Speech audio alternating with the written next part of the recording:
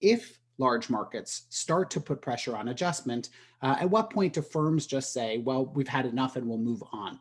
So these are, as I think, a bunch of the questions that motivate my research about, if you have multiple large markets, they're making demands.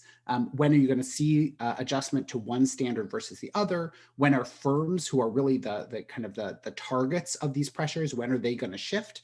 And how can we think about this in a little bit more coherent way?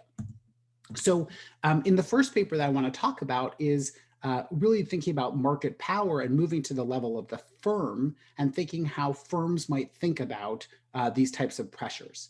And so they're often thinking about not just the market opportunity available in their home jurisdiction, so what business they can do there, but they also have to think about their rivals and the opportunities that they have there, as well as the assets that might be immobile. So if they've made fixed investments somewhere and they can't get them back, then they're worried about the rules that might apply to those, and they are going to likely have to adjust to those.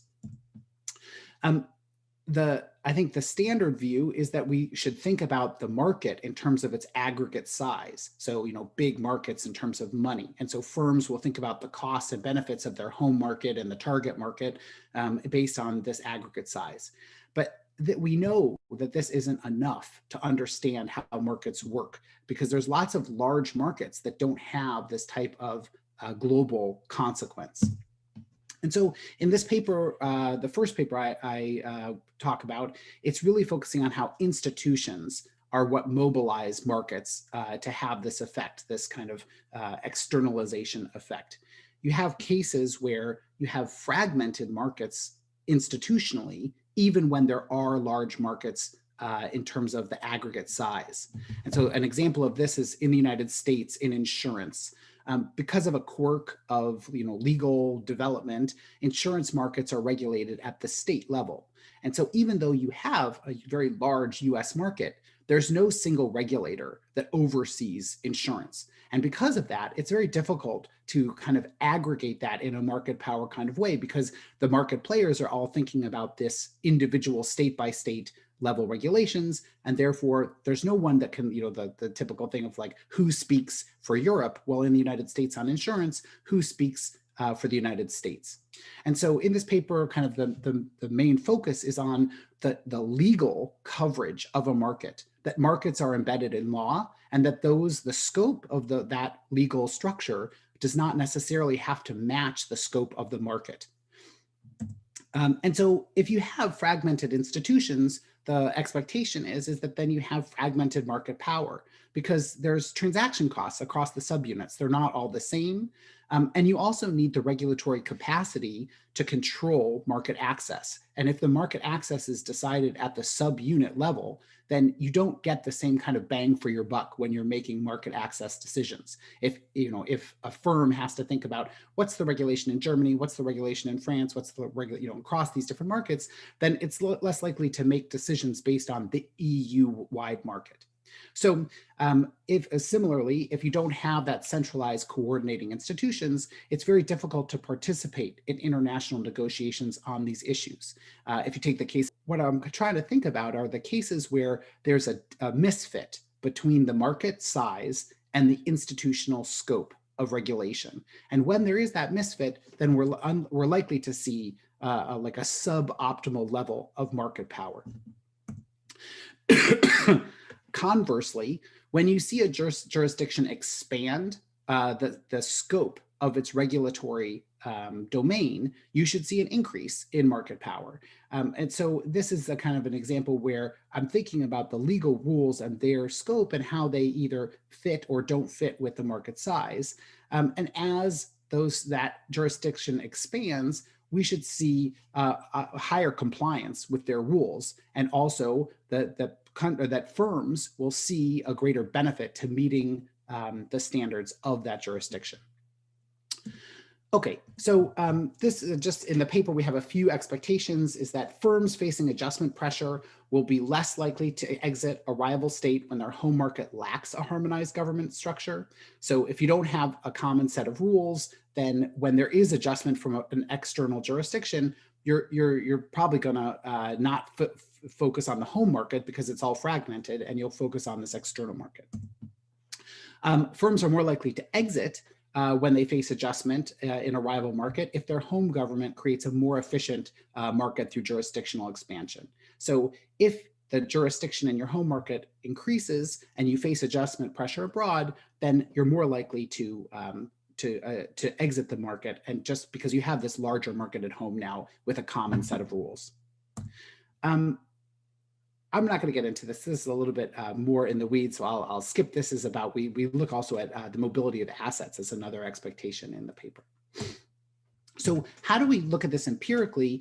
We think about EU jurisdiction and its expansion in the financial services sector in the 1990s. And we think about how firms are delisting from the US stock market as the US government places increasing jurisdictional pressure on these companies. Probably, this is old hat to many of you, but in the 1990s, the EU enacted the Financial Services Action Plan. It was a major set of reforms to create a single market in finance. And one of the arguments or its perception was that it really was an effort to unify standards and regulation within the EU, and it would have global consequence. You have this quote from Peter Bodart, who was at the Bank of New York, about the importance of this in unifying standards in the EU. At the same time, the United States creates this typical type of adjustment pressure of what you would think would happen in a trading up context. It passes the Sarbanes-Oxley reforms in 2002. And these were a set of accounting standards reforms that were brought on by the Enron scandal, which was a whole nother story. But it created a lot more adjustment pressure for European firms because they couldn't just use their European accounting standards to meet these requirements if they were listed on the US stock exchange. And so this is kind of this example where we see a increase in jurisdictional expansion on the EU side. We see increased adjustment pressure being placed on these firms by the United States. And so we want to test, well, in this new environment where the European companies actually have a larger internal market legally in terms of jurisdiction, are they more likely to exit rather than adjust to the pressure placed by the United States? And so we have firm level data that we compiled from CompuStat. And we are looking, the unit of analysis is the firm year. I'm just going to quickly present the results. What we're looking at are firms that are incorporated in the EU, are they more likely to exit or delist from the US stock exchange rather than adjust? And in the period from 2002 to 2005, that is what we see. Here you see we have a whole bunch of controls, but if you're an EU company, you're more likely to delist than not. We contrast this with before Sarbanes-Oxley, so in the period from 1998 to 2001, and here you see that EU, if you're incorporated in the EU, it doesn't have that kind of delisting effect. And so once the US puts this pressure in this context of a larger jurisdiction, those companies are more likely to leave in the latter period than in the former. We also compare it to if you were incorporated in Japan or the UK. And here you see that there's no effect. Here are two large markets that didn't change their jurisdiction during this period. And you see the similar kind of consequence.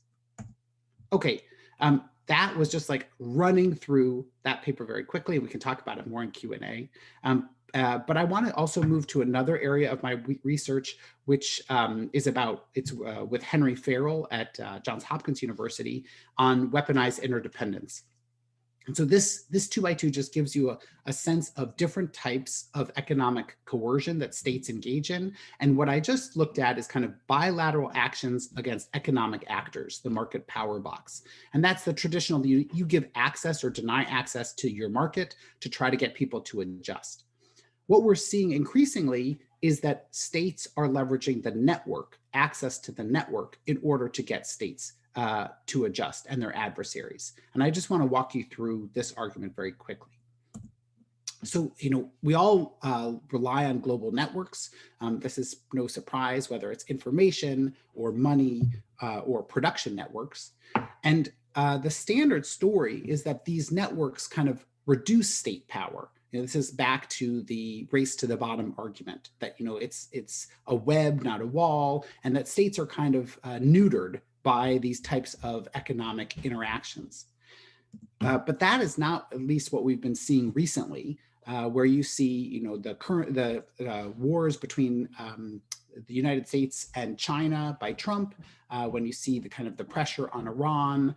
Recently, there's been economic conflict between Japan and South Korea. These are all examples where states are using economic networks, not just to decentralize power, but really to leverage power. So how is this happening? The fundamental argument that we make is that global networks are asymmetric, that they're not flat and decentralized in many cases, that there are nodes in these networks that are more important than other nodes. This map it's the map of the Delta Airlines flight, but you could choose any airline, it could be Lufthansa or British Airways. You see that there's a central hub here in Atlanta, and let's say you want to go from Bermuda to Cancun, somehow you have to fly through Atlanta to do that. And this seems like maybe an anodyne example of this process, but in the global economy, this type of centralization around key hub nodes happens in lots of different places. And so one of our arguments is that when you have these private actor networks that centralize exchange, that states now can leverage that to exert their power. And so in the paper, we look at how privileged states use these hubs for coercion to get at their adversaries. So they're trying to target another state. Let's say the United States is targeting Russia or Iran, but the way that they're doing that is through private actor networks and these hubs in those networks.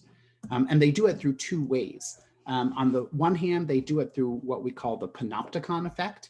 And this is that they're monitoring, they get to see what's happening in the network. This is kind of the example of Jeremy Bentham's classic version of how you build a prison is you just need one guard if you put them as the central watchtower in a circular prison. And of course, Foucault built on this and said, this was a way that states exert power is they sit at the central position and monitor what's going on the outside.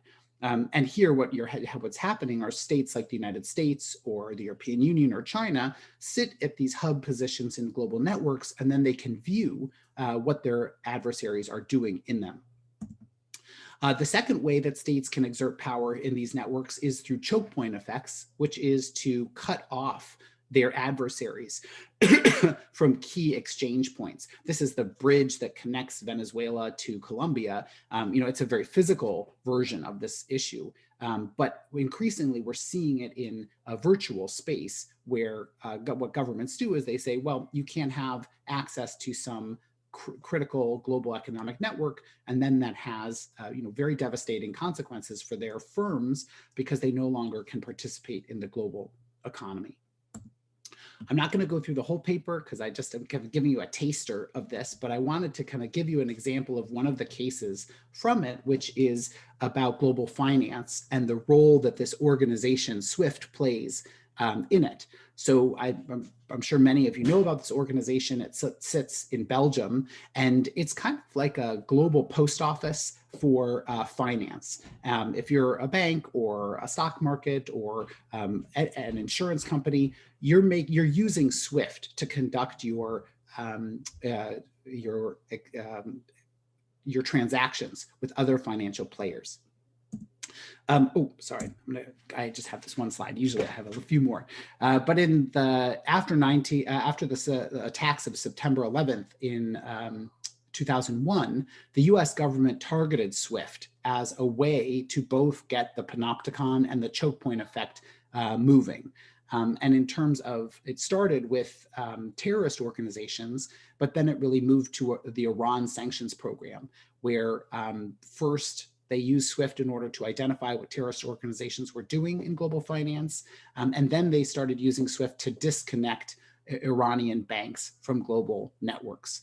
And what we explore in this paper is the way in which the network became the channel for U.S. power, rather than just the national market, as you might think of in this. The war on expertise and deregulation, it has global consequences. And as there are new powers emerging in this multipolar regulatory world, we need to guard those resources because they will implicate who sets the rules for the global economy.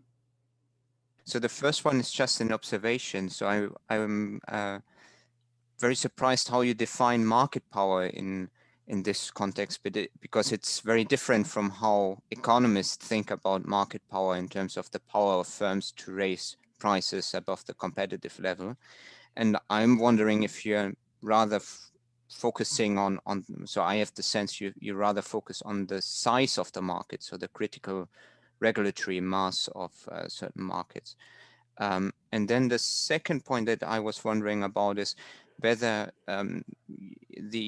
so your main explanatory variable is rather this critical mass, so the power of states, but to what extent does also the way how the legal rules are shaped and designed influence how those jurisdictions have a broader jurisdictional reach? So do you think that this matters at all?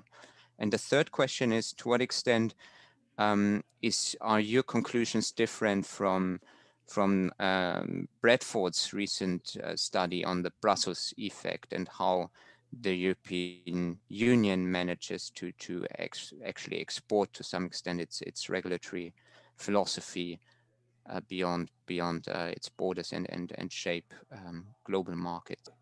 This term market power is not the same.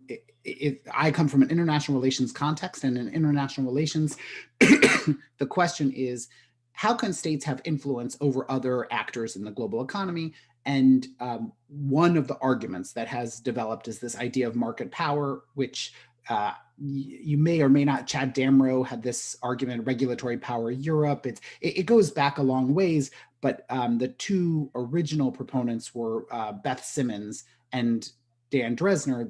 They had this argument about market power where they said it's not just states making direct conditionality, like in a trade agreement. It's not just saying like, if you want to trade with us, you have to adopt our rules, but that there are these passive adjustment impacts of national regulation. So, the United States adopts some new rule and other countries and firms adjust to those rules.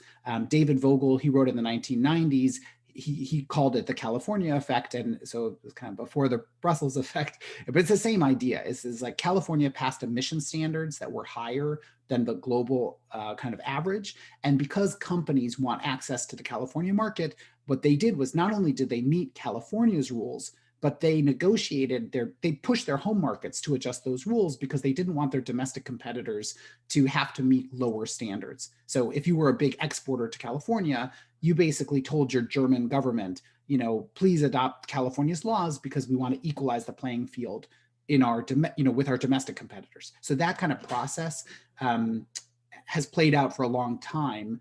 And that's what this, in the international relations context, that's what they call market power, is when can a country externalize its rules globally through these adjustment pressures through firms. The question of the character of the rules, I think this matters a lot. And in my work, I've been very focused on the institutions that activate market power. And that's kind of the title of this paper, is mobilizing market power, is saying it's not enough just to have a big market, but you have to have the institutions, the expertise, and the capacity to activate those rules. And I had a piece a while ago, it's called Micro Institutions, Macro Influence. And it was all about this, about saying that, you can't just have a big market, you also have to have the institutions that then mobilize it. In terms of the Brussels effect, I think it's basically a legal version of these arguments from political science. I think they're very compatible with each other. And so Anu, she draws on my work and I draw on hers. So I think they're very compatible with each other. I think the argument about market power is different than the network argument, the weaponized interdependence argument, because it's not about conditioning access to your market, it's conditioning access to the global networks. So what Europe does, let's say in data privacy, is it says, if you want to get data, out of the EU, you have to meet our rules. What the United States is increasingly saying is, if you want access to the global financial system, you have to meet our rules. And that it puts the pressure on foreign firms. So it externalizes the cost of that pressure, because who has to pay the penalty now for, let's say, doing trades with China or Iran? It's Deutsche Bank. It's not the US banks, because what the US government is saying is, if Deutsche Bank, if you trade with Iran, we're going to sanction you. And so it's a very tricky way of externalizing these kinds of pressures, because in the Brussels effect or in market power, European firms are facing the brunt. It's like, if they don't get access to that data, or if they can't so anyway, it shifts who is the target of the pressure, the adjustment pressure.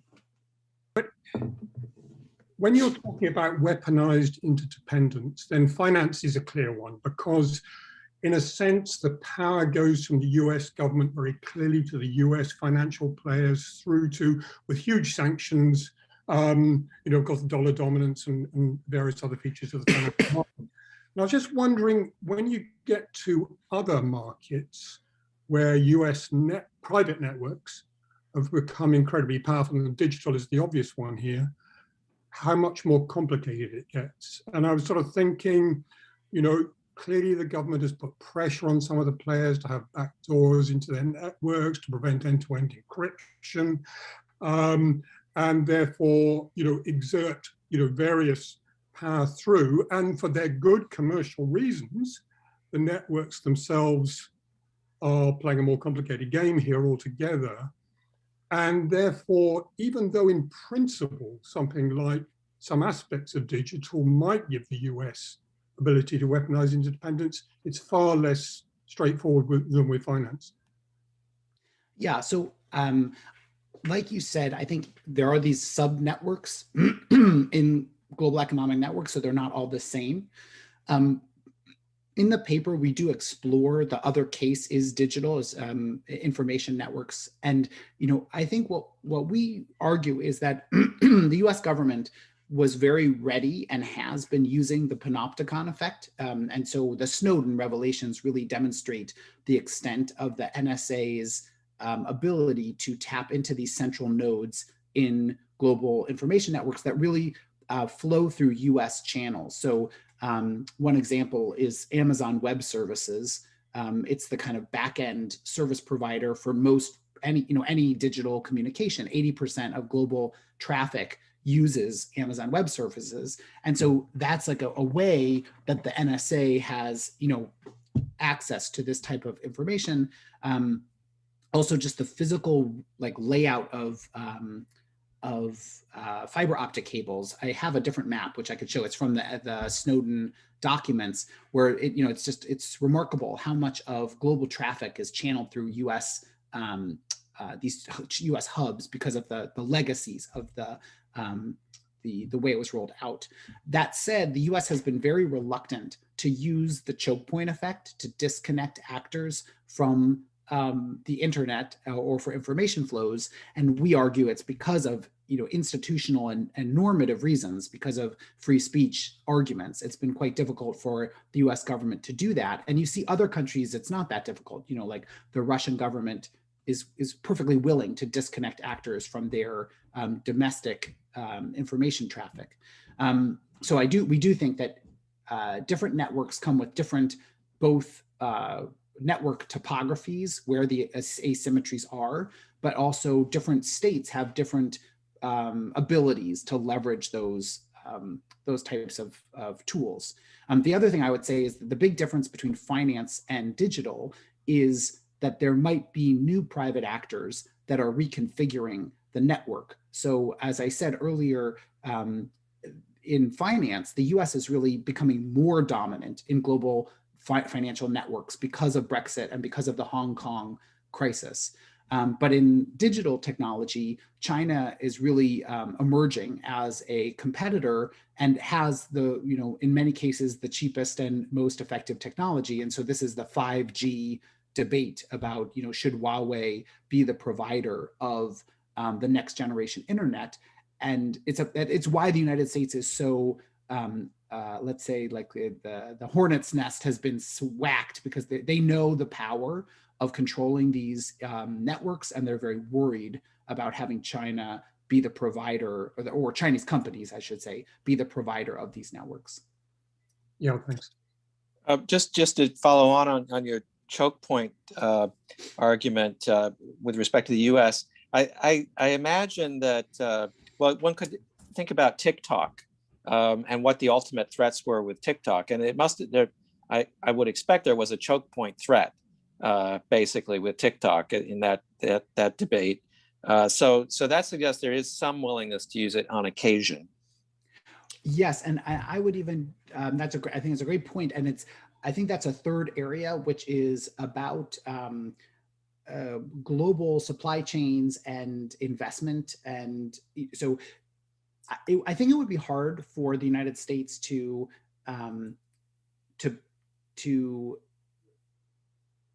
there's like the information communication, and then there's this question of who the owners are and who has the ability to invest in the country. And the United States is increasingly using choke points for exactly that. So there's been a series of blacklists that the US has placed on Chinese companies that have some relationship with the military, or that have a relationship with human rights abuses. And they're all, the US is trying to play these choke points on the supply chain side or in the investment side in order to limit the reach of Chinese companies in the United States and also globally. And possibly the most interesting one, especially over the last few weeks with global shortages, is in terms of global supply chain ability to leverage, or inability, depending on who you are, is chip manufacturing. You're given the sort of massive position that TSMC has, and not only TSMC, but TSMC in Taiwan. Yes, and I mean, I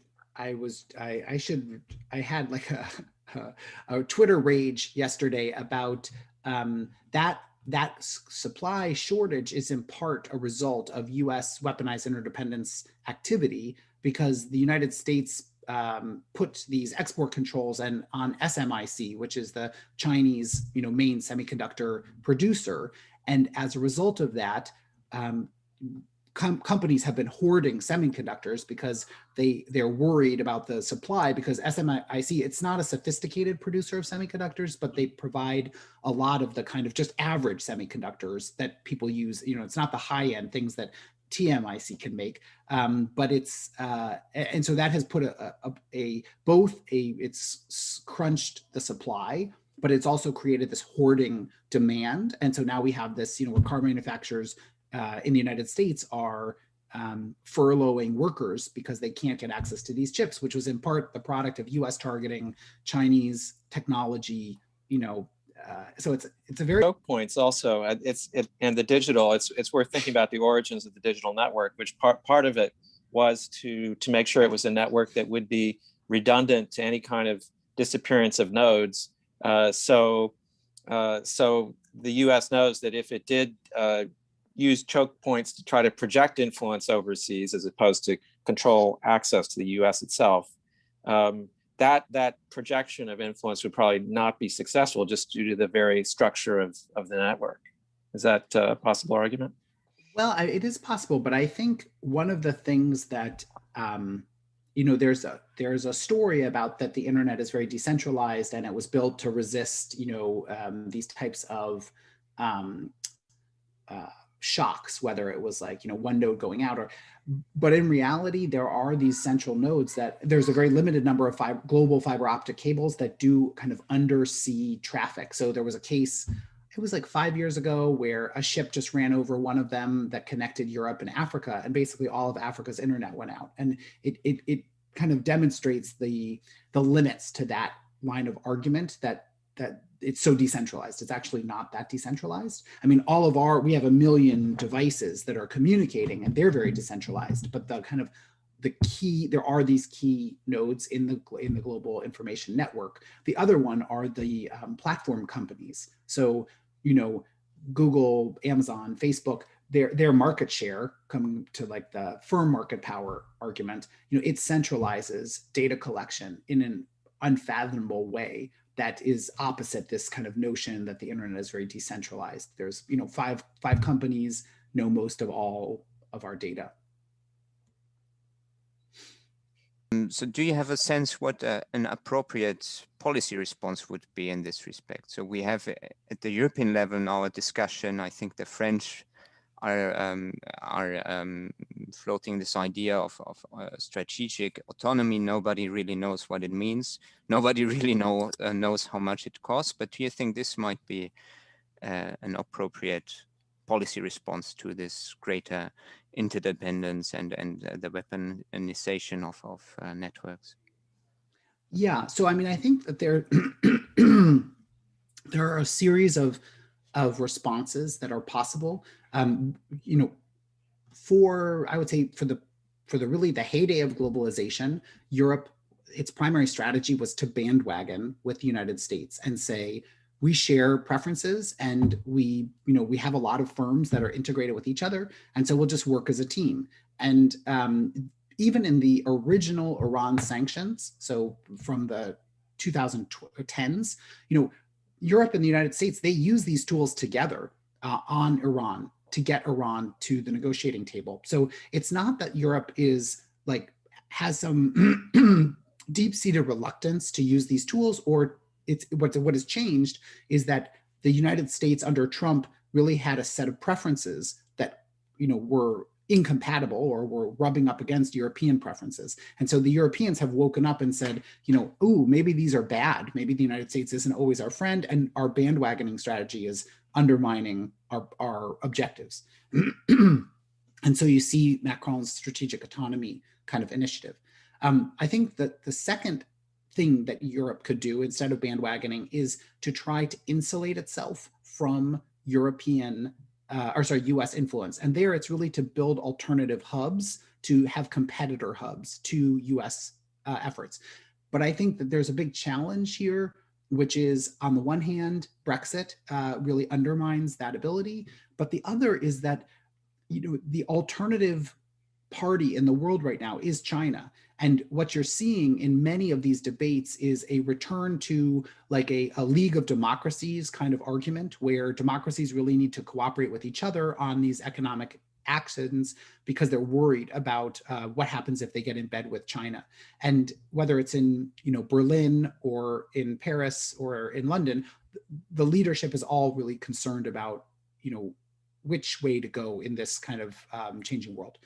The third thing that Europe is trying to do is build European institutions that could offer an alternative. And so the Commission had a report on the euro recently that was an effort to expand its international position. The Commission and the ECB had long been reluctant to push the euro as a reserve currency globally, because it felt like it would lose control over monetary policy. And this document is the opposite of that. It's saying the EU needs an independent euro. It promotes a digital euro. It does all of these things, and it's very much with weaponized interdependence in its headlights. It's thinking about, what are the institutions that we need?